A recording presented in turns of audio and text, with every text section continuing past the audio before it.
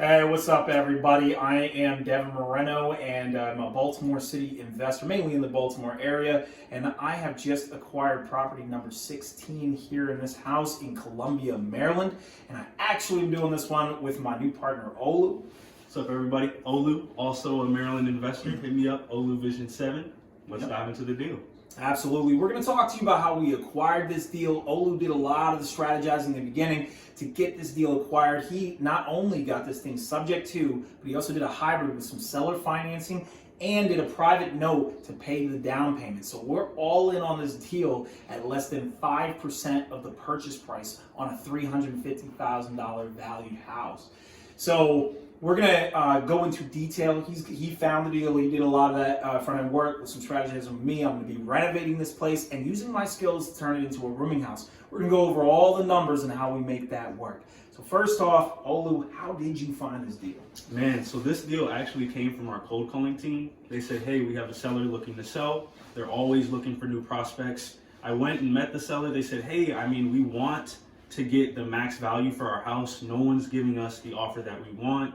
None of these numbers are working. We had one guy who offered it, but he wasn't even real. So I offered him a situation where I could do their number. I would just have to pay them over time, which would happen by me taking over their existing mortgage, which is subject to. The mortgage is about $250,000. The payments are about $1,700 a month. And so they actually wanted $300,000 for the house, which no other investor could do. So I offered to give them that extra $50,000 in a seller finance note. So that note we put $5,000 down on. That's the only thing that we gave to them for this deal. About it. And they're gonna get paid about $200 a month for that $45,000 note that they're gonna hold. So all in, our monthly cost is about $2,000 a month, and we only put $5,000 down. And wait till you hear about the cash flow. It gets kind of crazy. So basically, for those of you who don't know what seller financing is subject to is when we basically take over the loan. Olu did mention this. We only just take over the loan. So the loan is still in the seller's name. Yep. All right. We just pay for it every month. And so obviously they're getting such a great deal on this. They trust that we're going to hold it. They trust that we're going to pay that note.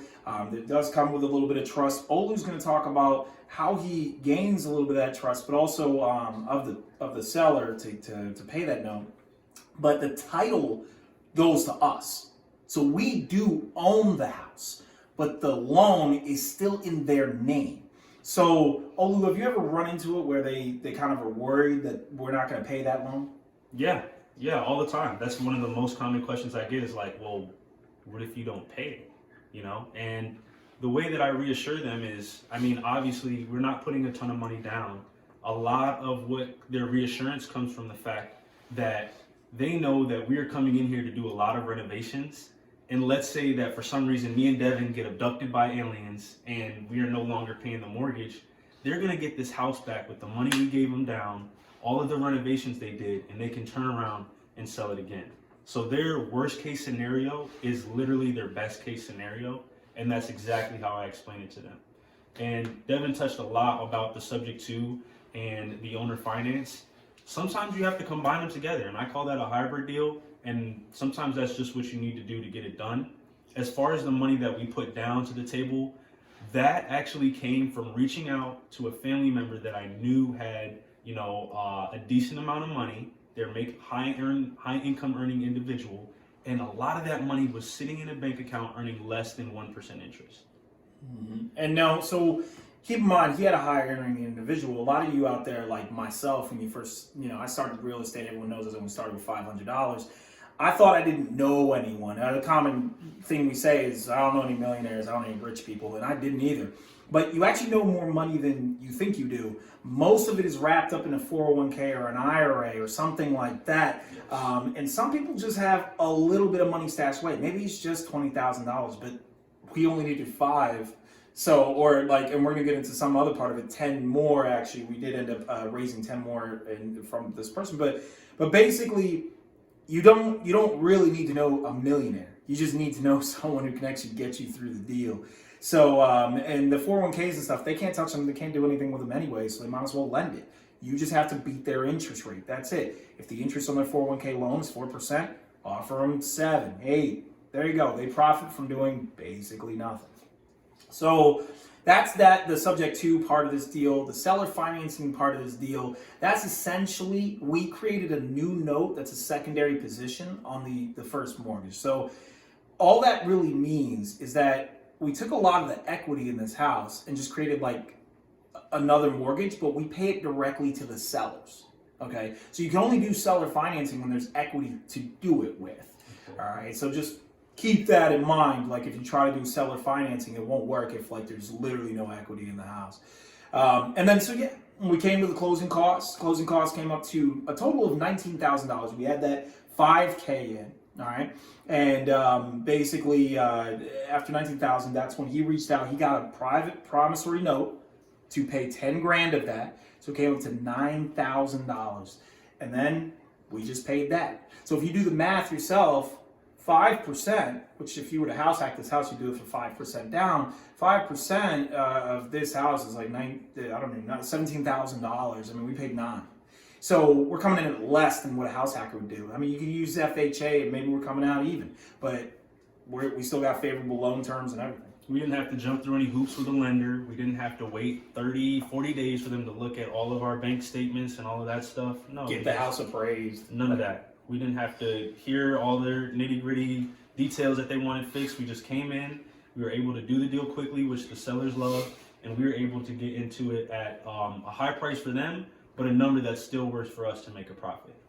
Now in a future video, we'll go step by step on how we did this, really showing the documentation, really what we did. But for this one, I want to go into one last detail before I let you go, and that's the numbers. Okay, so the mortgage on this house is obviously going to be a little bit more expensive, which is, you said $2,000, right? $2,000. In this neighborhood in Columbia, a house of this size could probably rent for $25,000, and we would be fine. But we're not really cash flowing that much on that. So this is where I come in. I'm going to actually be re-renovating this as a rooming house. So if I'm going to show you, in another video I did, I showed you the design and layout of how I'm thinking of this and how I'm really going through to make those numbers work. But the beautiful part about a rooming house is that $2,000 plus maybe some extra costs for, it's going to be all utilities included, the internet and all of that, plus maintenance and vacancy allocations. You're talking another $700 on top of that $2,000 that we allocate toward all of that. I mean, we're making about $1,000 per bedroom in this place. So ultimately, you're talking about a total cash flows of about $1,300. I mean, I can really start squeezing it more, even if I want to, and say $1,000, you know, and maybe allocate more cost to the whole project. But this, along with other creative strategies, you can make these deals work. Olu finds lots of these deals that you do Airbnb on, right? Yeah, I literally we're working on one in South Beach, Miami right now to manage an Airbnb for. We have currently one in Hydesville. It's basically, I know I'm going to buy the house from this guy eventually, but right now I'm just managing it as an Airbnb in space he's not using. So, and that's the cool part is that he just said to you, you know he's going to buy it eventually, but you're still going to rent it on Airbnb. How are you doing this?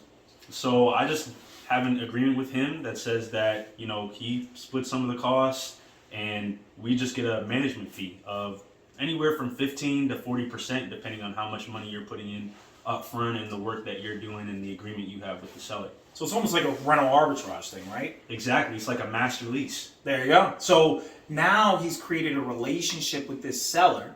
Well, he's not a seller yet. But when he becomes a seller, he's already created a relationship with this owner.